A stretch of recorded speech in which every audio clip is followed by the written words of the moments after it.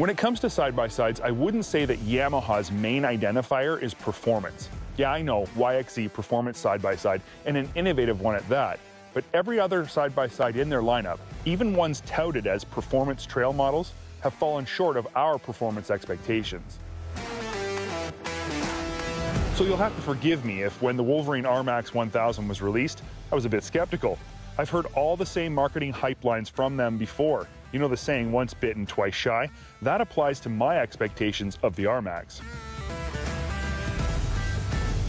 Fortunately, my dirt-addicted friends, my main goal for today is to try to relay to you just how misplaced my skepticism was about this new model and convey just how impressive I think the new RMAX actually is. There's a trend among the Japanese manufacturers not to release official horsepower numbers for their performance side-by-side models, which I think is just silly. So while there are no official claims here, unofficially it's been confirmed that the all-new 999cc parallel twin-cylinder engine found under the hood of the RMAX produces more than 100 horsepower, possibly closer to 110, give or take a few. If you really put the design and specifications of the RMAX up against other side-by-sides in the industry, it couldn't be more evident that this model is aimed directly at Polaris's General XP, whose engine only makes 100 horsepower. So clearly the RMAX came to play. In fact, nearly every specification of the RMAX is either on par or one-ups the current class-demolishing General XP itself. 64-inch wide double A-arms produce 14.2 inches of travel up front and 16.9 inches of travel out back, and all four corners are damped by a set of Fox 2.0 QS3s and are finished with a set of 14-inch aluminum wheels wrapped in 30-inch Maxxis Carnivores. 13.8 inches of ground clearance, 600 pounds of bed capacity, and 2,000 pounds of towing capacity round out the specs here.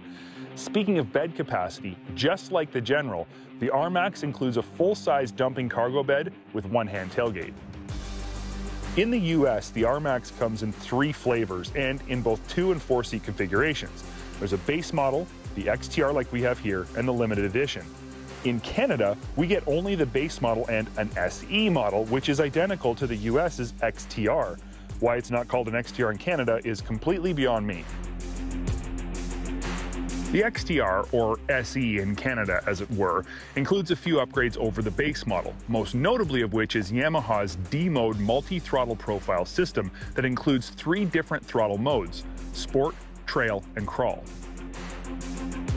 It also gets a premium bumper with included 4,500-pound worn winch, 30-inch Maxxis Carnivore tires, interior lighting, a rear-view mirror, and, for some reason, a 1.5-gallon increase in fuel capacity. The interior of the RMAX is a mix of highs and lows for me. The first low point is the dash, in particular this panel right here.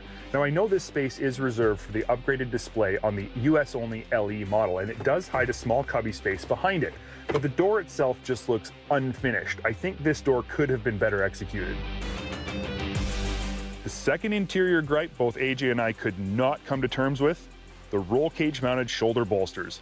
Now I get why they're there, to keep you and your arms in should a rollover ever happen, but the execution is, to be blunt, terrible. They're hard plastic, they intrude way too far into the seating area and therefore push a bigger person like me to the side. They are also just plain uncomfortable. On a vehicle with a highs list as amazing as this one, I expect much better execution in an area like this. Interior high points. Let's go through the list.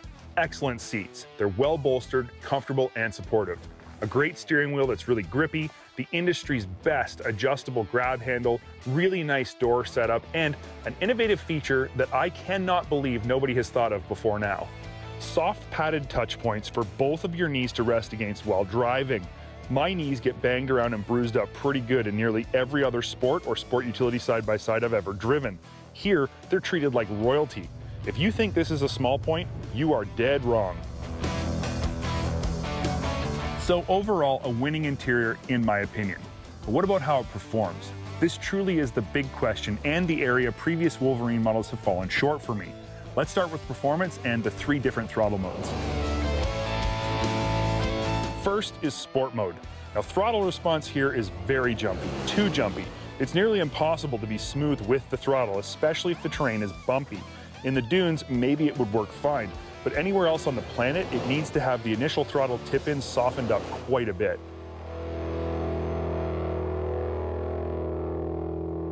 Trail mode is where I spent most of my time. It offers smooth and controllable throttle response in all conditions, but ramps the power up quickly when you really stand on it.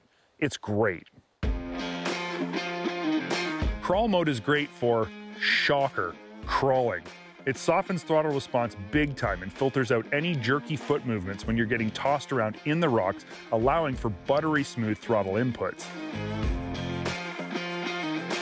Power steering is something both AJ and I thought could use some attention. For high speed running, the assist level remains way too high. It's twitchy and nervous and doesn't give an on-center feel at all.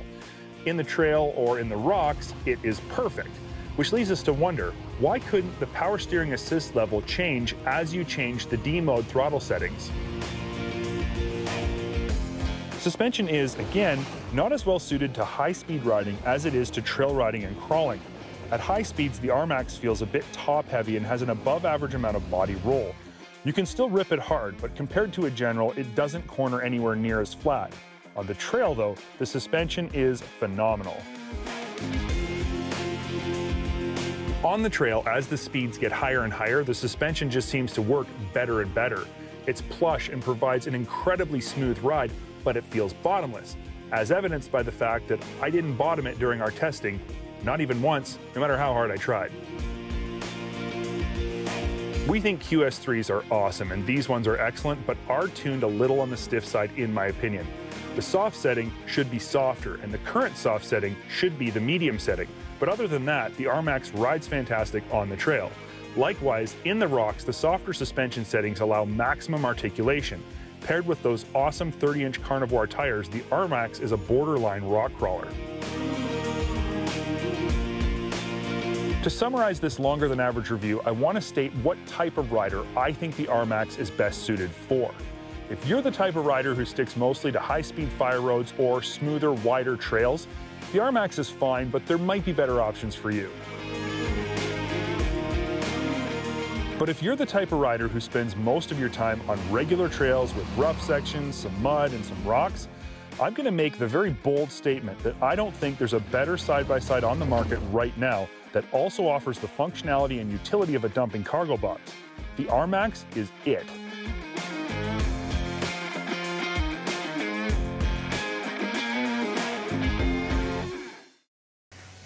If you've enjoyed this segment, make sure you hit the like button. And also comment down below because we love hearing from our fans and we try to reply as much as possible.